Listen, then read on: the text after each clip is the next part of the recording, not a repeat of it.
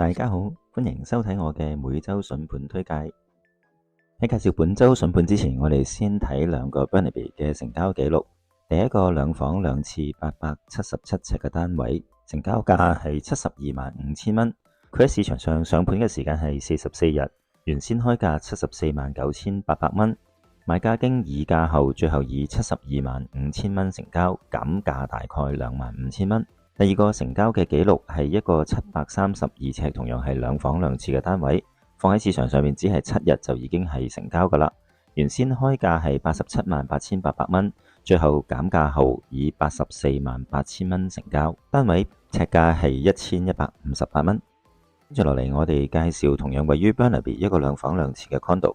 如果買家有興趣呢，就要留意啦。我哋先睇一睇 Burnaby 喺過去28日嘅樓市數據。過去28日有777個新嘅 listing 上盤，賣出嘅樓盤呢，總共有136個。區內嘅平均樓價係1073015蚊，而樓盤上市到成交嘅中位數係19日。呢個樓盤嘅交通相當便利，步行只要5分鐘就可以去到 Gilmore SkyTrain Station。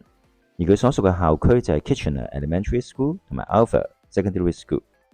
呢個係一個 corner unit， 啱啱完成全新嘅裝修，廚房配備 Waterfall 大理石台面、儲物櫃同埋咖啡吧。單位採取現代化開放式格局，配合落地玻璃窗同埋有蓋露台，坐擁壯麗嘅景色。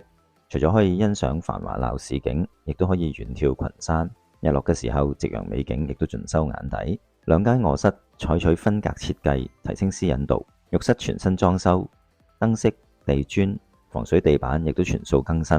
住客設施包括有按摩池、桑拿房、健身室、大型空中花園。單位總面積853尺，而家嘅開售價係798800蚊。如果買家對呢個嘅單位有興趣，歡迎隨時打電話俾我。我係溫哥華地產經紀 John，下次再見，拜拜。